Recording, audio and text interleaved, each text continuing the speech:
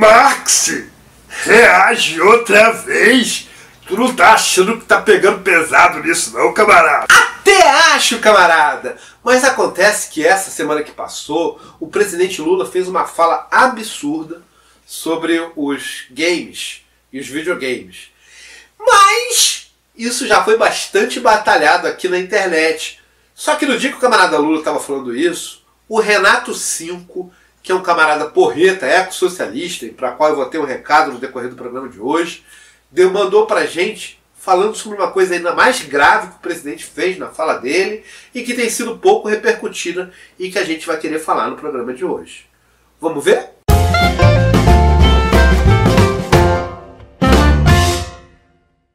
Vamos ver o que foi que o camarada Lula falou que indignou tanto o Cinco e a mim também. Bora ver? O que essa reunião demonstrou é que nós estamos diante de um fato em que poucos de nós conhecemos. Nós ainda não temos os chamados especialistas nesse novo tipo de violência que está acontecendo na nossa rua, na nossa vila, no nosso bairro, na nossa cidade e no nosso país. Então, camarada Cinco, não. Então, camarada Lula, primeiro que não. Nós estamos diante de um fato que muitos de nós conhecem, e aliás, o camarada Linso tem falado bastante pra gente, que é o fascismo. E é o fascismo no século XXI. E a gente já tá com as barbas de molho, de tanto tempo que a gente tem visto isso. Mas vamos seguir o que você tem mais a dizer. Nós não temos ainda, acho que nenhum governador, nenhum prefeito ainda tem na sua cidade um grupo de especialistas que já parou para estudar, que já tem acúmulo. Nós estamos diante de um fato novo. Não temos nenhum, aí agora eu tenho que concordar, nenhum prefeito nem governador fez o mínimo, que é reunir os especialistas sobre fascismo para discutir o que fazer. Porque a violência ela existe na nossa vida desde que a gente nasceu. A periferia desse país é tomada de violência todo dia e morre muita criança e menor na periferia. O fato novo é que invadiram o lugar que para nós é tido como lugar de segurança. Fascismo, camarada, fascismo. Não é nada novo, talvez seja um pouco mais recente essa nova efervescência que está tendo no Brasil, mas algo antigo.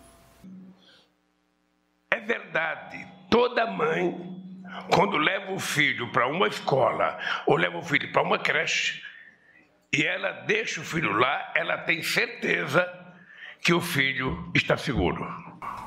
Então, camarada, pode ser que seja essa a realidade da maior parte do país. O Rio de Janeiro, que é onde eu estou locado desde que eu voltei da Prússia, isso não é verdade.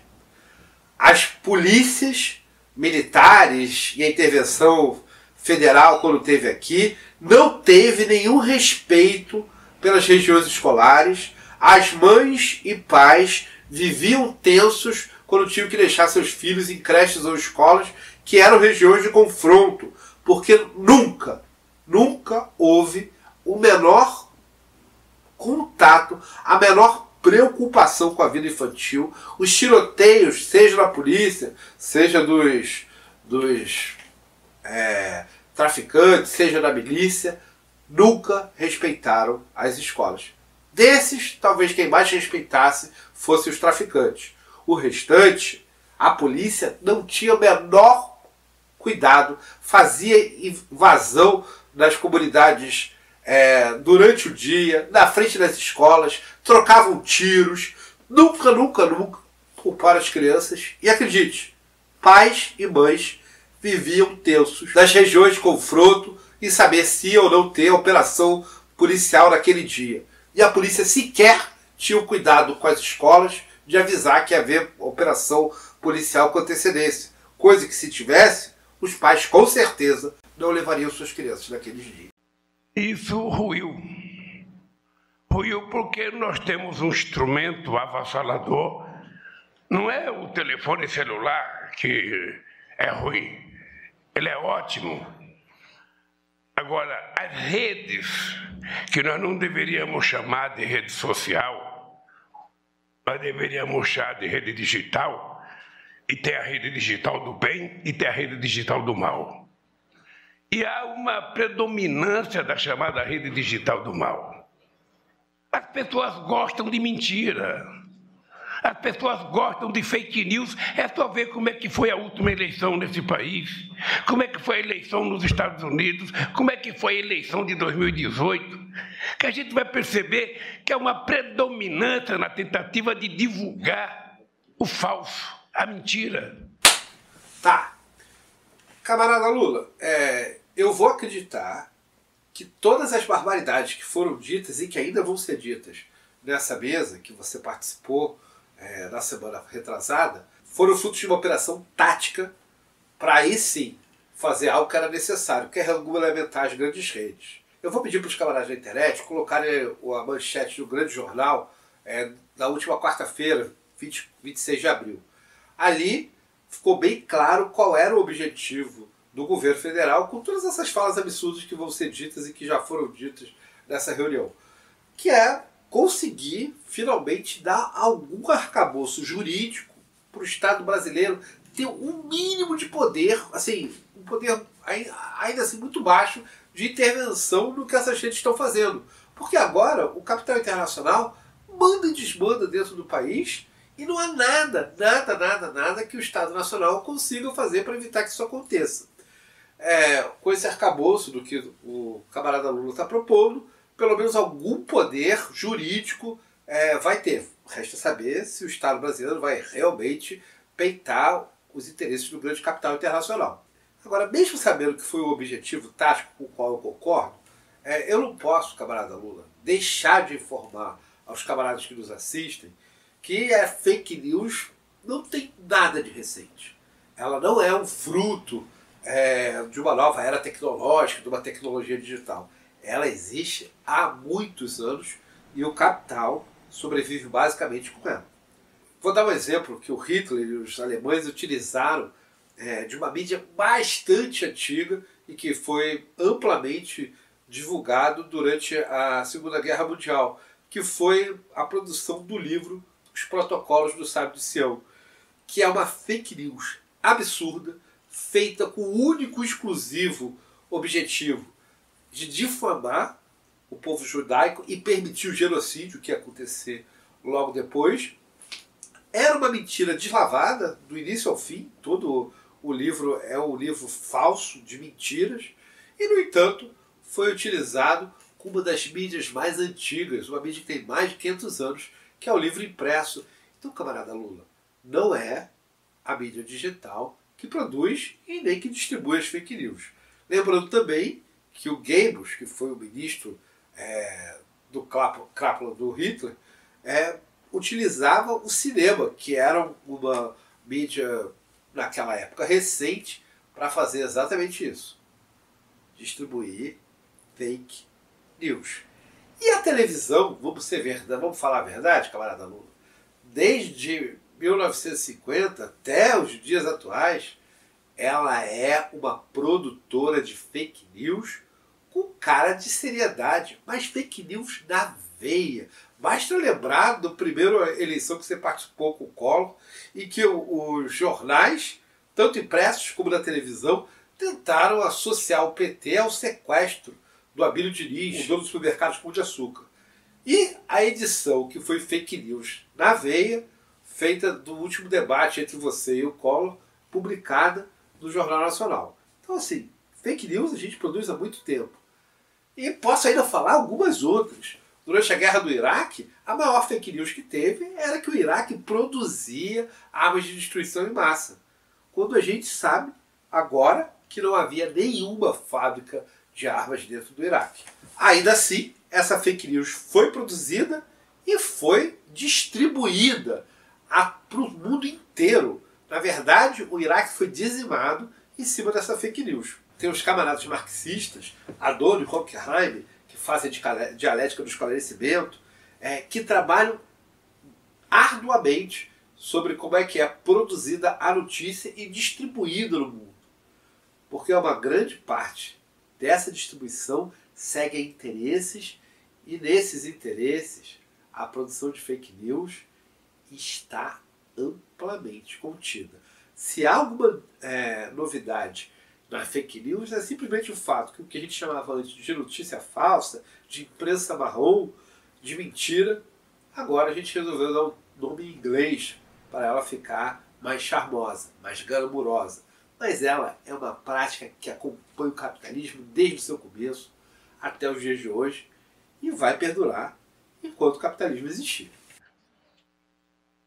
E nós plantamos jabuticaba, a gente não vai colher jaca, muito menos maçã. A gente vai colher o que a gente plantou. E nós estamos colhendo o que a gente plantou. É só ver os discursos que são feitos por esse país afora, que há uma predominância da pregação da violência. Quantos de vocês já foram ofendidos em bar, em restaurante? Não sei se for na missa, na igreja, no culto. Quantos já foram ofendidos? Porque é uma coisa que permite e facilita o mal diante do bem. As chamadas plataformas, as chamadas grandes empresas que ganham dinheiro com a divulgação da violência, estão cada vez mais ricos. Alguns são os empresários mais ricos do planeta Terra. E continuam divulgando qualquer mentira, não tem critério. Por isso, eu resumiria essa reunião aqui na frase do Alexandre de Moraes. As pessoas não podem fazer na rede digital aquilo que é proibido, sabe, na sociedade. Não é possível que eu possa pregar o ódio na rede digital.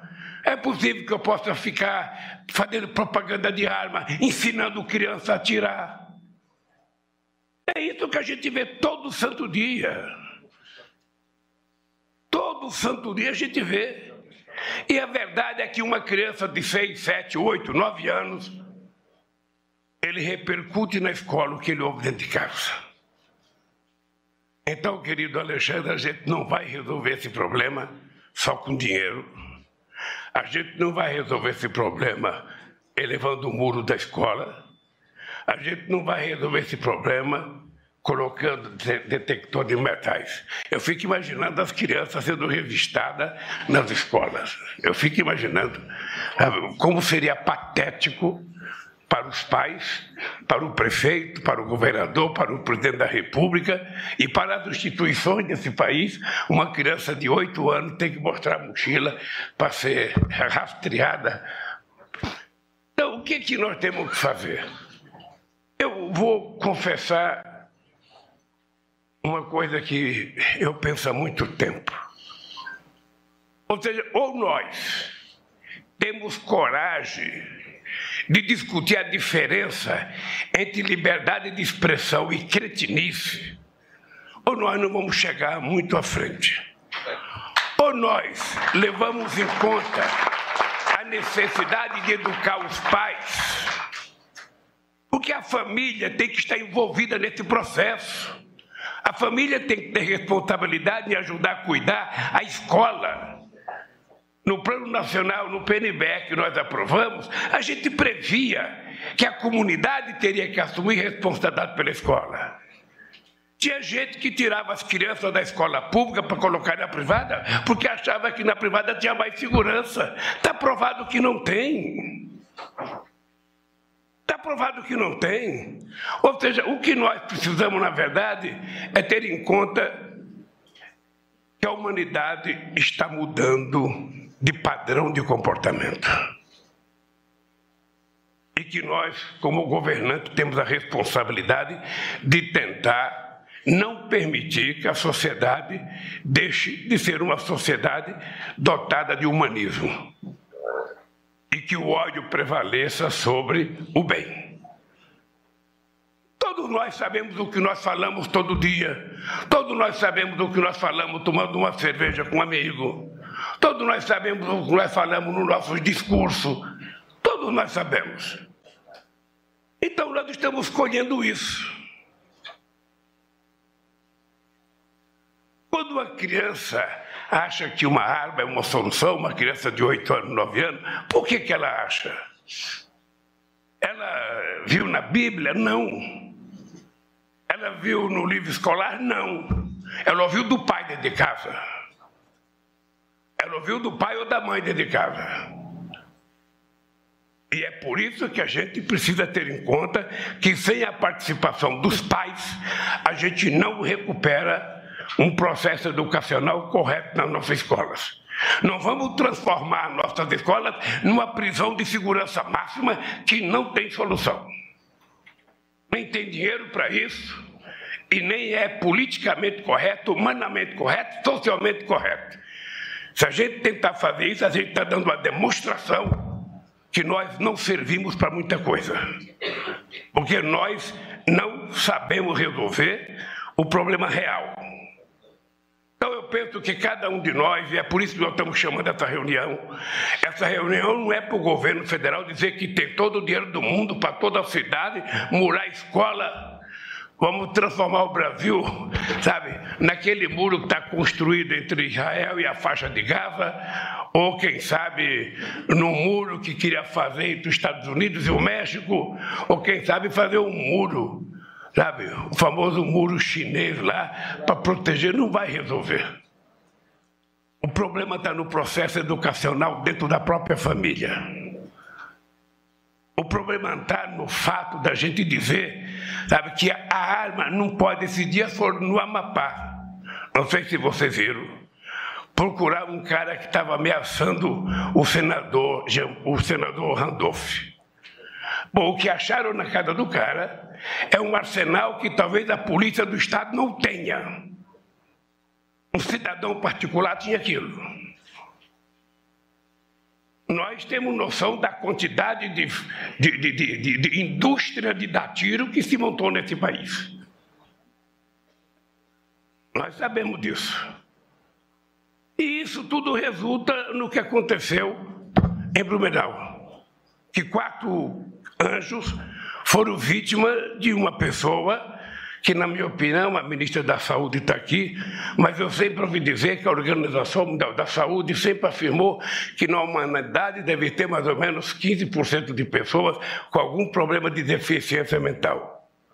Se esse número é verdadeiro, e você pega o Brasil com 220 milhões de habitantes, você pegar 15% disso, significa que nós temos quase 30 milhões de pessoas, sabe, com problema de desequilíbrio de parafuso. Pode uma hora acontecer uma desgraça. Camarada Lula, nós estamos vivendo agora, no mundo e no Brasil, um momento de fascismo. E você se dá ao luxo de criar psicofobia.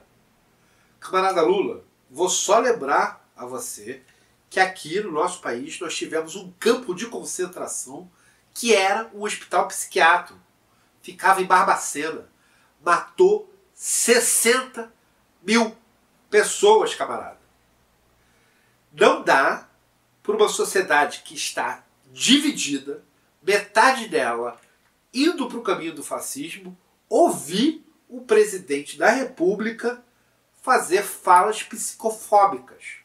Primeiro ponto. Pessoas que têm questões psíquicas não são monstros. São pessoas normais.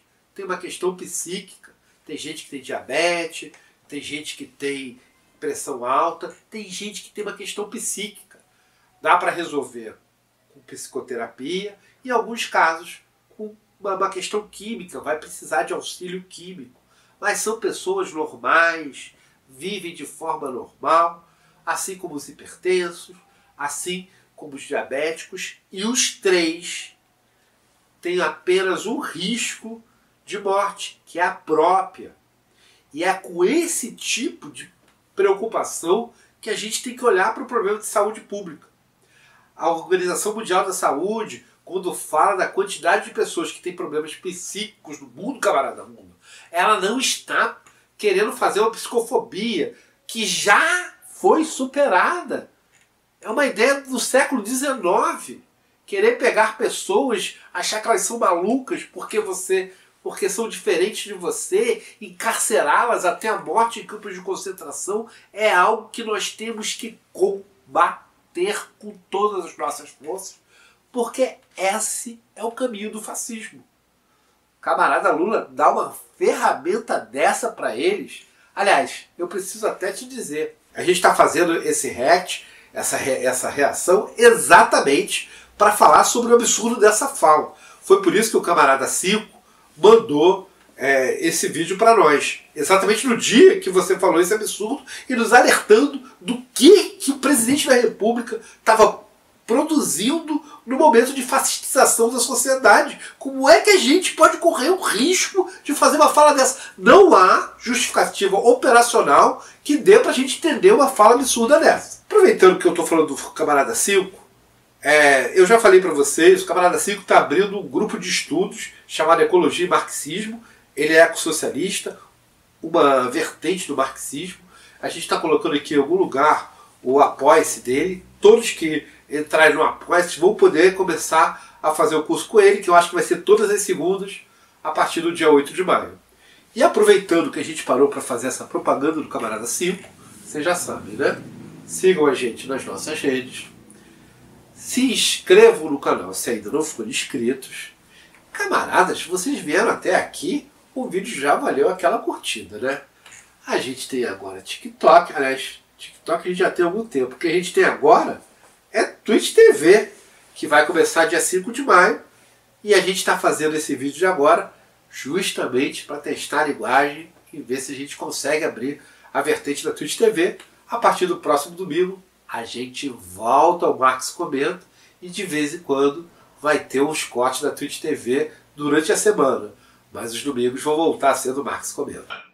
Então nós temos que tentar e pensar, sabe, e analisar a saúde mental dessas crianças dentro da escola. Ora, por que a criança não pode ser seguida, sabe, pelos médicos quando começa a entrar na escola para ver o comportamento dela, para analisar, para saber a vida? Nós temos que esperar ter um crime para poder fazer isso? E só para encerrar, a maior parte das pessoas que foram para hospícios no Brasil durante a década de 70, 50, 40, 30, 20, foram pessoas perseguidas por serem diferentes, por serem mães solteiras, por serem homossexuais, por serem, enfim, pessoas que eram normais, mas foram criminalizadas por não entrarem nos estereótipos da sociedade tradicional, o estereótipo pequeno burguês. Então assim, camaradas, bastante cuidado quando a gente fizer qualquer fala psicofóbica. Essa é uma nova tarefa, Onísio, aqui, não é só do governo federal, não. É uma tarefa que envolve a saúde municipal, a saúde estadual, a saúde federal, que envolve todas as polícias. E eu quero agradecer, inclusive, o trabalho que as polícias estaduais e a sua inteligência estão fazendo junto com o nosso Ministério da Justiça. Porque é preciso envolver todo mundo. Ninguém pode ficar fora. Nem o pastor mais sectário que a gente tenha tem que ficar fora desse processo. Ele tem filho, é preciso educar o filho dele. Eu tenho filho, eu tenho um neto, tenho que educar os meus netos. Porque nós somos os primeiros culpados. Nós temos que pensar o que eu ensino para o meu filho dentro de casa. Quando meu filho tem 4 anos que ele chora, o que eu faço para ele? Eu dou logo um tablet para ele, estou aqui para você brincar. Sabe? Ensino logo um joguinho. Não tem jogo, não tem game falando de amor. Não tem game falando de educação. É game ensinando a molecada a matar. Essa foi horrível, Lula. Culpar os jogos eletrônicos. Eu sei que já foi batido demais em você por ter falado uma bobagem dessa. Mas não dá para deixar passar. Então vamos lá. Camarada, a ideia de que qualquer produto ficcional gera corrupção de juventude, ela é antiga. Tem 2.500 anos. Aparece pela primeira vez na República de Platão. Platão decide, num dos livros da República, expulsar o dramaturgo, o produtor de teatro, o ator da cidade perfeita, da cidade utópica que ele faz. Porque ele defende a ideia de que o teatro, com todos os seus absurdos e ficções, confunde a mente dos jovens, que vão ser corrompidos e fazer atos imorais e antiéticos. Camarada Lula, ninguém na Grécia matou o pai, casou com a mãe ou qualquer coisa do gênero por ter assistido Édipo, Antígona ou qualquer uma das peças gregas. Isso não se realiza. Isso não condiz com a realidade. E um discípulo do Platão, Aristóteles, já resolveu esse dilema há 2.500 anos, camarada. Ele mesmo reabilitou a arte, trazendo de volta para a cidade perfeita, defendendo, muito bem defendendo, que a arte, na verdade, produz a catarse. Que o jovem que assiste consegue colocar para fora suas emoções e assim não tem necessidade de realizar absurdos. Não que eu defenda que eles iam fazer isso. Mas, de qualquer forma, expulsar o teatro da cidade, da polis grega, porque ia corromper os jovens, era uma idiotice, um absurdo tão grande que não dá para 2.500 anos depois a gente ainda está com esse tipo de debate sendo trazido de volta, camarada. O mesmo aconteceu quando apareceu o cinema sobre como os jovens iam ser corrompidos por essa nova arte. Depois dos anos 20, de novo a gente passou por isso em relação aos quadrinhos. E quem estava na ponta de lança de perseguir os quadrinhos, porque de fato destruía a mente juvenil, foram os fascistas italianos. Todos os intelectuais do fascismo de Mussolini defendiam que devia se acabar com o acesso da juventude aos quadrinhos, porque isso ia corromper a juventude. Aliás, no Brasil, os quadrinhos passaram pelo mesmo problema. Tem um livro ótimo do Gonçalo Júnior, que é a Guerra dos Gibis, contando exatamente da dificuldade de todos que tentaram produzir quadrinhos diante dos movimentos fascistas, fascistas de verdade, fascistas assumidos, faziam aqui no Brasil para tentar impedir que os quadrinhos fossem acessados pela juventude. E a juventude daquela época se informou super bem. Aliás, nos dias de hoje, um importante quadrinista está agora cotado para ser da ABL, Academia Brasileira de Letras. Se isso acontecer, finalmente vão botar uma pá de cal no absurdo histórico que o Brasil produziu na perseguição aos quadrinhos e impedir que as crianças tivessem acesso a ele. Nos anos 70 a gente teve uma nova onda de perseguição à televisão, que também invadiu os lares brasileiros e ia acabar com a juventude. E a juventude se formou, camarada Lula, tendo acesso a cinema, tendo acesso a filmes antigos, podendo ver várias e vários produtos audiovisuais e assim se tornarem seres humanos mais plenos e não menos plenos como você está defendendo. É claro que a produção cultural da televisão é baixa, e a gente pode até fazer esse debate, mas para daí dizer que a baixa produção, a baixa qualidade de produção cultural da televisão define a violência na juventude, camarada Lula, vai uma larga diferença. Aliás, a gente tem que também aqui pontuar de uma forma mais serena que esse tipo de perseguição cultural, tentando associar algum movimento cultural a violência, ele é quase sempre etnocida. Eu vou lembrar só ao camarada Lula, tem um trabalho ótimo do Eduardo Granja Coutinho, falando sobre a origem do samba e como o samba era tratado.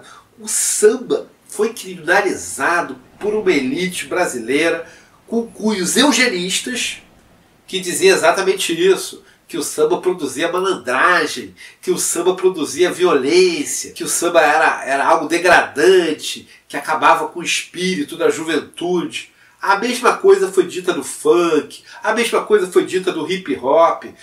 Quando teve o evento dos anos 90, semelhante ao nosso, os tiros em Columbine, que o Michael Moore resolveu fazer um documentário contando a história da invasão da escola americana, em que houve um assassinato de adolescentes, feito também por adolescentes que acabaram morrendo também, tentaram associar a violência ao tipo de música que os camaradas ouviam.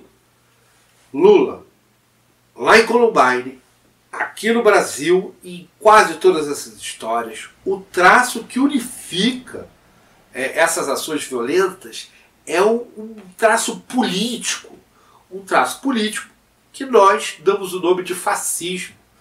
O primeiro caso, que é o típico, nasceu na Itália, mas hoje ainda existem várias variantes no mundo. O trumpismo nos Estados Unidos, o bolsonarismo no Brasil, e que tem que ser combatido. Não é a música, não é os games, não é os quadrinhos, não é o cinema, não é nenhum evento, nenhum equipamento cultural. É uma questão política. Primeiro é para configurar uma crença que eu tenho. Não é possível um presidente da República governar o país se ele não ouvir os entes federados. É verdade, Edivaldo, o problema está na cidade. O problema educacional, o problema da água, o problema da saúde, o problema do transporte. Está tudo na cidade. O governador não governa se não ouvir os prefeitos, o presidente não governa se não ouvir, sabe, os governadores. E por que o presidente não gosta de receber prefeito? Por que o presidente não gosta de receber reitor? Por que o presidente não gosta de receber sindicalista? Por que o presidente não gosta de receber governador? Porque na cabeça dos presidentes, vocês só vêm pedir dinheiro. E nós temos que mudar esse conceito. Aliás, é obrigação do presidente da República ouvir as pessoas antes de tomar decisão. É por isso que em maio os governadores serão chamados outra vez, porque vocês entregaram vários projetos de infraestrutura. Esse projeto está sendo trabalhado e a gente vai chamar vocês para a gente decidir os projetos que a gente vai encaminhar. Porque somente assim a gente pode mudar o jeito de governar esse país. Ouvindo quem sabe mais do que a gente, ouvindo quem quer compartilhar. O que nós estamos fazendo aqui é tentar compartilhar um problema grave, um problema que fere todo mundo porque é criança. A gente quer compartilhar uma solução que individualmente ninguém tem. É a gente aproveitar os especialistas que nós temos no nosso estado, que o Poder Judiciário tem em toda a ramificação da justiça, e por isso nós convidamos o Alexandre, não só porque é presidente do TSE, mas porque possivelmente, dentre todos nós, pela função que ele assumiu no TSE, de discutir a questão de fake news, ele talvez seja o maior especialista que nós temos nesse país, nesse momento. Por isso, obrigado pela tua fala, obrigado pela tua presença e obrigado aos governadores e aos prefeitos que estão aqui. Nós não vamos resolver isso com dinheiro, nós vamos resolver isso com atitude. É por isso que tem que criar comitê de prefeitos, o prefeito tem que criar comitê de pais, sabe, comitê de professores, comitê de padres, de pastores. Nós temos que transformar esse grave problema uma solução política para a gente resolver a violência nesse país. Eu quero dizer que eu me coloco à inteira disposição de vocês. Tá? Nem sempre o Camilo vai ter todo o dinheiro que as pessoas precisam. Nem sempre a Anísia vai ter todo o dinheiro para a educação. Muitas vezes o Rui Costa vai dizer não para vocês. Muitas vezes o Alckmin vai dizer não. Mais delicado, mas vai dizer também. Tá? Porque vocês sabem, vocês são governadores, quem tem que dizer não são aqueles que têm um cadinho menor do que a gente só pode dizer sim. Então, quando for para dizer sim, eu vou falar. Quando for para dizer não, é o Alckmin, é o Rui Costa e outros governos, e o Padilha. Mas eu quero agradecer, porque essa reunião aqui, eu posso contar para vocês, nunca antes na história do país houve uma reunião como essa para discutir um problema tão grave. Nunca antes. Gravem. Vocês estão participando da reunião mais importante para discutir violência na escola que já foi feita nesse país. E ela só foi convocada porque eu tomei consciência que eu não tenho uma solução definitiva para o caso. Eu quero compartilhar a sabedoria de vocês, para um pouquinho de sabedoria de cada um, permitir que a gente construa a solução definitiva para esse caso. Muito obrigado, querido. Nós vamos continuar trabalhando, outras reuniões serão convocadas e nós haveremos de um dia levar os nossos filhos na escola para colocá-los num lugar de extrema segurança. Obrigado pela presença, querido. Salve, camaradada! Depois que a gente gravou esse programa, esse Reage, a gente teve alguns acontecimentos que modificaram algumas situações que foram faladas durante o programa, durante a reação. Uma delas é que o Lula, através da imprensa, se desculpou pela psicofobia que fez. Camarada Lula, ficamos muito satisfeitos que tenha feito uma autocrítica, mas, lamento dizer, consideramos pouco. Porque, veja bem, o mal que a sua fala fez foi maior do que o pedido de desculpas e a autocrítica foi capaz de alcançar. Então, assim, eu acho que agora é fundamental fazer uma campanha deixando bem claro que o que faz a violência nas escolas não é uma questão de loucura. Sabe, é importante isso entrar na pauta do governo para combater a psicofobia que não foi gerada só por você, mas que a sua fala alavancou demais. E a segunda coisa, ainda falta o termo correto, entender o problema, falar claramente que é uma questão de fascismo que está acontecendo no país e nas escolas.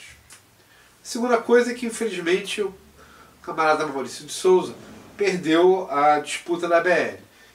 Eu lamento muito, não pelo Maurício, porque ele faz parte da burguesia, já tem uma carreira consolidada e bastante dinheiro, mas eu lamento pela classe trabalhadora. A nossa torcida aqui no canal foi principalmente porque a classe trabalhadora poder saber que ler um camarada que entrou na ABL potencializa a classe trabalhadora a saber do seu protagonismo, de como ela é senhora da história.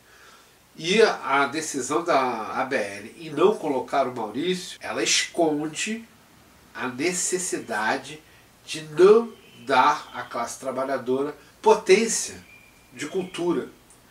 Estabelece-se no país uma cultura dominante que exclui e é excludente. Uma pena o camarada Maurício não ter entrado. Isso teria sido uma oportunidade histórica do país se redimir com a perseguição que fez aos quadrinhos e principalmente uma oportunidade histórica de se redimir com toda a classe trabalhadora. Antes de encerrar o programa, eu queria lembrar uma coisa que eu falei na quinta-feira, mas que eu acho que é importante, quero chamar a camaradada para chegar junto de novo.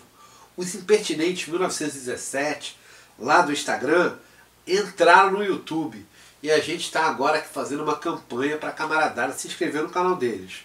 Aí eles aqui se chamam Impertinentes Podcast, deve estar aparecendo em algum lugar aqui da tela e a gente vai deixar o link deles tanto aqui quanto lá na descrição do vídeo. E a terceira coisa que aconteceu e que não foi falada nesse vídeo, mas que tem preocupado bastante os camaradas aqui do canal, é que o governo resolveu abrir uma CPI contra o MST, está criminalizando os movimentos sociais e nós queremos aqui encerrar o programa de hoje deixando nossa total solidariedade aos camaradas no MST e dizer que somos camaradas, somos companheiros, estamos juntos na luta, camaradas. Até a vitória, sempre!